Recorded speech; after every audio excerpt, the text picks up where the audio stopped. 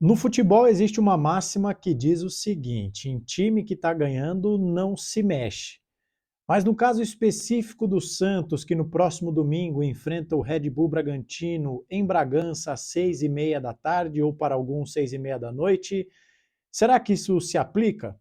Com o Vitor Hugo infelizmente lesionado, sem Neymar, sem Escobar, e também com o retorno de Igor Vinícius, que cumpriu suspensão diante do São Paulo. Vojvoda deve ir pelo caminho de fazer as trocas minimamente necessárias ou chegou a hora de finalmente mudar o esquema tático e propor um Santos com 3 zagueiros? É exatamente sobre isso que nós vamos falar a partir de agora.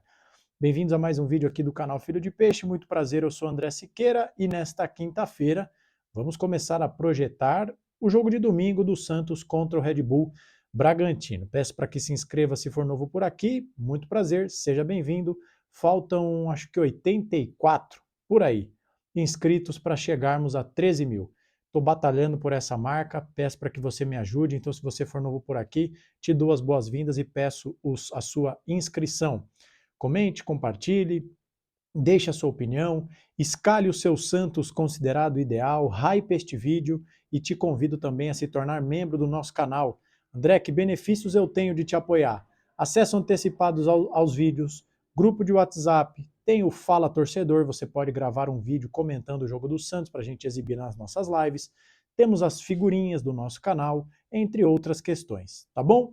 Então esses são alguns dos benefícios e vocês podem também escolher o tema do vídeo aqui do nosso canal e também estou aberto a sugestões para mais novidades para os membros. Beleza, galera? Então vamos lá. Antes, até adaptando aqui, né, acatando e adaptando uma sugestão do Francisco, que é inscrito e membro do nosso canal, deixa eu dar apenas manchetes de novidades do Santos para que você fique bem informado e aí na sequência a gente vai para o tópico do vídeo de hoje, tá bom? Na noite de ontem, na tarde de ontem, quarta-feira, Bilal Brahimi foi anunciado, contrato até dezembro de 2026, o franco-argelino de 25 anos é o novo jogador do Santos, tá bom? Essa é a primeira notícia. Segunda notícia, o lateral esquerdo Vinícius Lira, de 18 anos, que está atualmente no Sub-20, estendeu o seu contrato com o Santos, que é até o final de 27 para o final de 2028.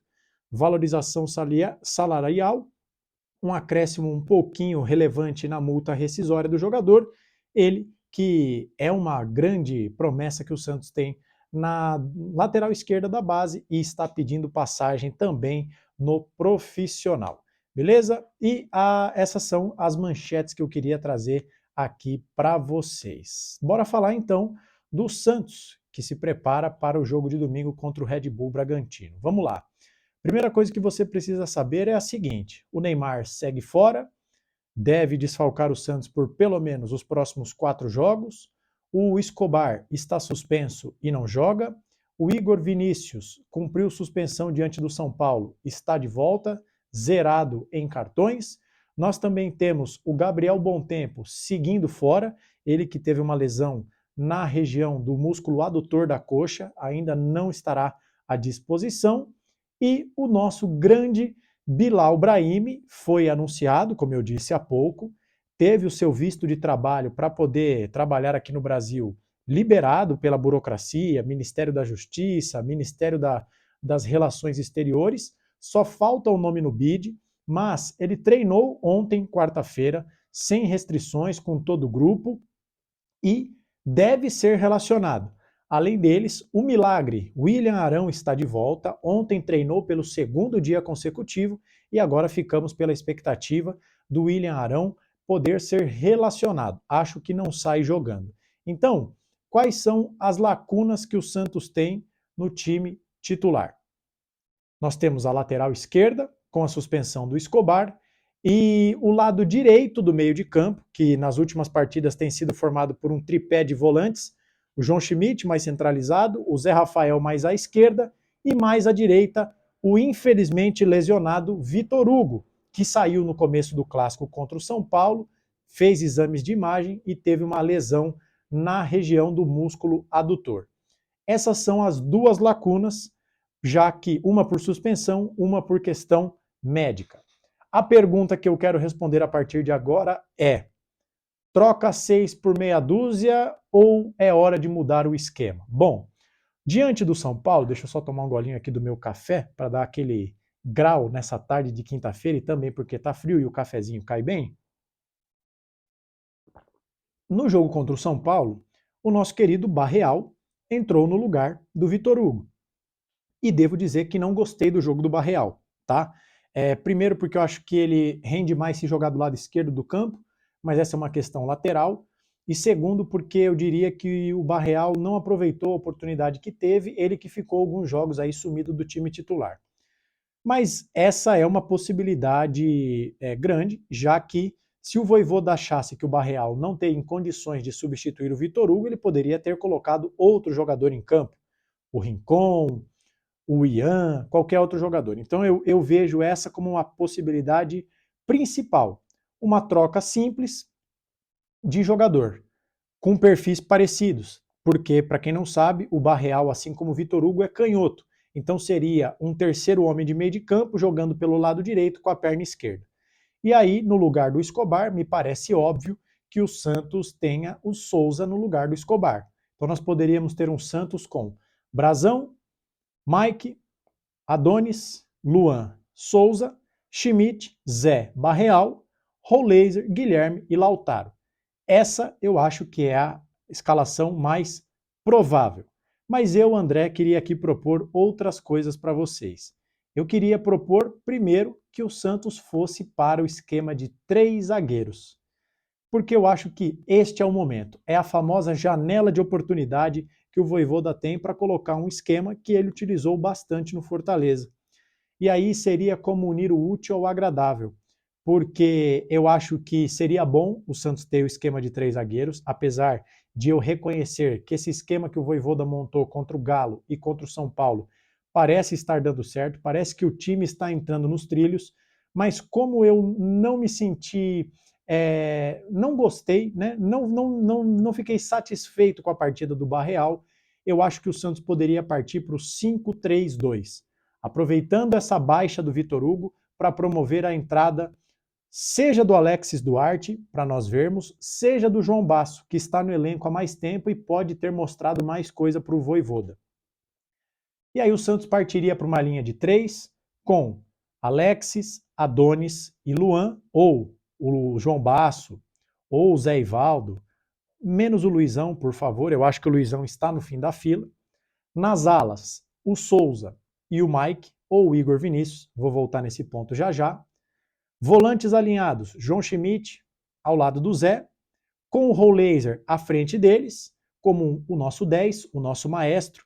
O Roleiser fez uma partida gigante no clássico contra o São Paulo, e lá na frente, Guilherme, autor do gol da vitória, e o Lautaro Dias, o esforçado, aguerrido Lautaro Dias. Eu, André, partiria para esse caminho. Você não mexeria tanto na estrutura, ou melhor, não mexeria tanto em peças, faria apenas a troca de um machucado por um zagueiro, mudaria o esquema, é verdade, mudaria também a característica pelo lado esquerdo, porque o Escobar não pode jogar por força de cartão, e aí tendo o Souza na ala esquerda, você dá muita liberdade para ele, também pela presença dos 3 zagueiros, e lá na frente você deixa o Guilherme com o Souza, bastante com essa vocação ofensiva, você pode tirar o Guilherme do corredor e falar, Guilherme, cara, você cabeceia bem, você finaliza bem, você arremata para o gol em quantidade também, além de qualidade. Por que você não fica mais perto do gol? Deixa o corredor para o Souza. Essa é uma escalação que eu gosto e gosto bastante. E aí, eu devo dizer para vocês o seguinte, que eu também não gostei, assim como eu não gostei da partida do Barreal quando entrou no lugar do Vitor Hugo, eu acho que o Mike foi um dos piores do Santos em campo no Clássico Paulista. E o Igor Vinícius, contra o Atlético Mineiro, quando ele toma o cartão, fez um jogo gigantesco. Então eu também defendo que o Igor Vinícius volte ao time titular, no lugar do Mike. Aí você vai dizer, pô, André, mas aí o Santos não teria 2 laterais muito ofensivos? Souza de um lado, Igor Vinícius do outro? Olha, gente, sim e não, né? Porque você pode ter os dois como alas nesse 5-3-2 que eu montei. Você vai ter os 3 zagueiros, você ainda vai ter o Zé Rafael e o João Schmidt para dar sustentação nesse meio de campo. Você pode ter 2 alas. Você pode ter 2 alas. Então eu queria plantar também essa sementinha aí, essa discussão. Vocês sabem que esse aqui é um canal propositivo em que eu apresento ideias, apresento cenários. Eu queria plantar aqui essa sementinha do 2 alas ofensivos, né? Para dar profundidade, para dar velocidade pelas beiradas do campo, para o Raul Laser poder pegar a bola no meio de campo e ver o Souza passando de um lado, o Igor Vinícius passando do outro, lançar aquela bola maravilhosa, né? Deixando os amiguinhos na cara do gol. Então essa é outra ideia que eu queria plantar. Agora, se o Santos se o Vojvoda optar pela manutenção do esquema no nosso 4-3-1-2, né? A trinca de volantes por trás do Raul Laser e o Guilherme e o Lautaro lá na frente. Eu quero deixar claro que eu acho que esse é o cenário mais improvável. Eu acho que esse cenário não acontecerá e ficarei bastante surpreso se isso ocorrer. Eu acho que seria uma oportunidade do Santos dar minutagem para o garoto Ian. Não estou dizendo nem que ele saia de titular, porque, repito, acho que isso é bastante improvável mesmo. Mas por que não? Né? No segundo tempo, ao invés de colocar o Tassiano no meio de campo, por que não você botar o Ian? Né? Se o Vojvoda chegar à conclusão de que o Barreal também não foi bem contra o São Paulo, por que não o Ian estar primeiro da fila do que eventualmente dar uma oportunidade para o Rincon? Porque vocês não acham que o Santos perderia a mobilidade, capacidade construtiva, se no lugar do Vitor Hugo, que é um jogador que marca e ataca bem, canhoto, de velocidade, que chega na área, ajuda a construir pelo lado direito do campo, sem entrar o Rincon, que é um jogador de mais pegada, de destruição de jogadas, mais defensivo, né? Então, eu acho que nessa hierarquia das escolhas, eu acho que o Rincon tem que ficar em penúltimo. Ele tem que estar à frente apenas do Tassiano e Companhia Limitada. Então, Rincon, né, o Tassiano aqui na lanterna, Tassiano, Rincon, o Ian, e por falta de outra peça, eu ainda acho que o Barreal larga na frente. Porque, como eu disse para vocês anteriormente, seria como mudar a peça sem mudar o estilo. O Barreal poderia entregar essa mobilidade, uma espécie de meia, jogando com o pé invertido do lado direito do campo. Mas são cenários, são ideias, são hipóteses, meus amigos. Eu queria saber a opinião de vocês. Então, só recapitulando para não ficar repetitivo e para que o vídeo não fique muito grande, eu, André, se pudesse escolher, acho que seria uma ótima oportunidade para nós partirmos para o 3-5-2 agora, ou 5-3-2 se você quiser.